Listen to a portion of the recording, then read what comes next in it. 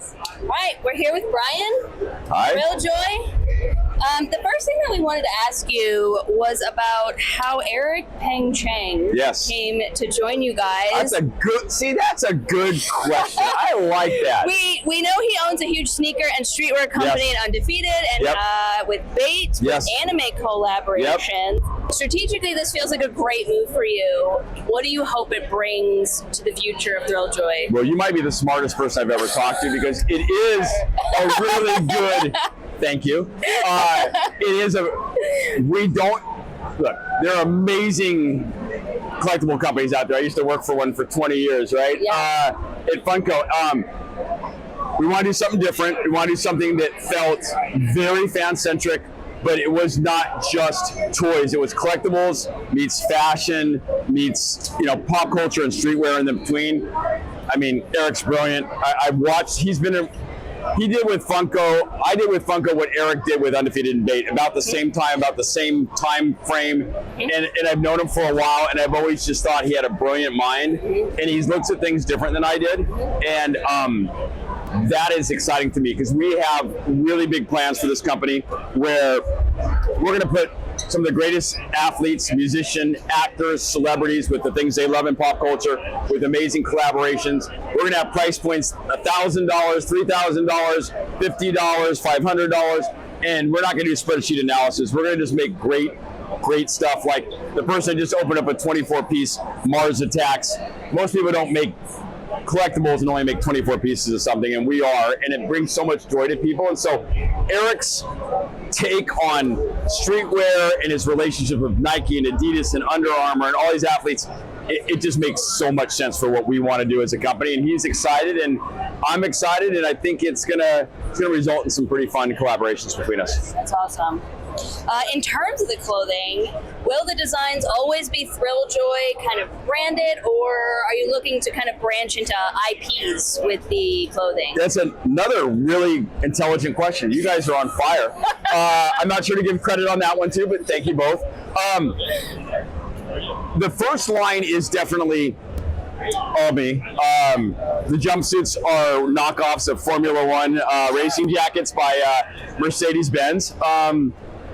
Reimagining, not knocking off, not stealing all their ideas. Yeah. The apparel, I was so obsessed with having. I'm a biggest fanboy, but some of the apparel is a little loud for me. I like things a little bit more understated, and so I wanted to do tone on tone. I wanted to do rubber versus print. I wanted edition sizes in there and hits with sonic welding on the rubber. But yeah, we are looking at streetwear a different way, and we're looking at apparel in just a lot of different ways. It really depends on who's collaborating with us and what we want to do. So I think you'll see stuff that is co-branded and branded between 3 companies and inspired by artists and athletes, and I think we're going to be in the middle of all that. And I think that part is awesome because we just don't know where it's going to take us, but we're not going to say no to anything that we think could be cool. That's so fun. That's so fun. Now you're teaming with other designers, and you're also having a fan advisory board. Yes. What does that entail? I think that entails doing something different than maybe any other company's done. Is that we are giving away stock in a privately held company to this fan board, and we're going to constantly either seek out fans that we feel like will bring a new, unique point of view, or we're going to target influencers that we think are pop culture centric, or we're going to have people come to us and say, this is why I need to be a part of this. And we're just going to give them stock because, one, we're a small company, and we cannot be everything to everybody in terms of what is moving the needle on the pop culture zeitgeist. And I feel like a fan-driven company, we did that at Funko. I think that's why we're so successful. But this is going to be done on steroids. They're going to have an ownership stake, and they're going to help us relate to a larger group of fans on polls. What do you want to make next? What licenses between these 4?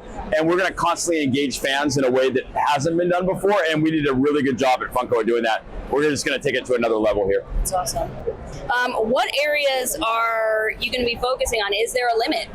And, you know, between anime, sports, music, you're just...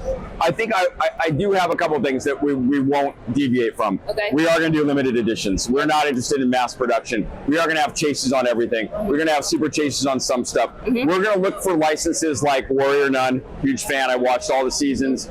Canceled. They're trying to get it back on air. Rabid fan base. Blue Eye Samurai. Literally the first anime series I've ever watched in my entire life. And just sat there and went, oh my God, what am I watching? I didn't know they did nudity in cartoons. Oh, yeah. I didn't know they had sex in cartoons. But the storyline and the violence, and the closest thing I could come is like the last season of Samurai Jack, where I just sat there with my mouth open going, this is the most beautiful thing I've ever seen. Yeah. Blue Eye Samurai is like, oh my God. And there's no product. There's no product for Warrior Nun. So we're always going to look for products where there's licenses, where there's not any products. But then we're going to also dabble in sports and a lot of horror and a lot of anime and a lot of retro properties like Tony the Tiger. It's still going to feel very fan-centric in terms of spreading that licensing world around. Yeah. Because we know there's fans of all these kind of properties everywhere. Yeah. So let's make cool stuff for them. Yeah, I mean, especially if there isn't a lot of stuff, why can't you make it? That's right. Yeah. I love that. And I'm just the Warrior Nun. We had a girl who is like way up in the Warrior Nun fan club. And she's like, do you want, I'm like, yeah, I made this because I know you guys existed. And that is the truth. I knew that this very vocal, small fan base was rabid about the show and was bugging anybody and everybody to put this show and keep it going. And I read about it and I'm like, man, if I ever do anything again, I'm doing Warrior Nun. And that's kind of how it went about. So that's why we need that fan advisory board. They can scour everything. And I've already heard some amazing ideas so far that I know we're going to bring to fruition that I would have never thought of on my own. And when I heard it, I'm like, yeah, we should do that. I mean, why didn't I think of that? And so that's what I'm excited about. Yeah, one more for you, if that's okay. I want to talk about the packaging of the Pix figure. Because what I find so interesting and also awesome about that packaging is that it seems to be designed for in-box display, where other things are kind of ugly in the box, you know what I mean? Yeah. Was that kind of the intention behind that? I think I was influenced, believe it or not, first and foremost by Dior and Chanel and Laurent and all these other like high-end fashion companies of how well they presented their apparel, their bags, their accessories. And I'm like, oh my God, you don't want, it's stupid to not throw away packaging, but like you can't like save cool packaging just to save it. But I found myself saving cool packaging just to save it. And then I thought about the fan and the in the box versus out of the box. And I am an out of the box person, but I understand the in the box because you want to protect your investment sometimes. And so the magnetic closure, the complete hinged box, taking it out, putting it on your shelf, putting it right back in. No one ever know in a million years that you ever used it. And that is like a protection against your investment. And it also can be displayed in the box or out of the box. And so all of that, but it really started with the fashion houses and going like, I want to develop, I've never developed a product that had the level of detail and expense and ideation on just the packaging. So yes, that got excited. So anyways, so that's what we wanted to do, and I'm really excited that it came out great. Yeah.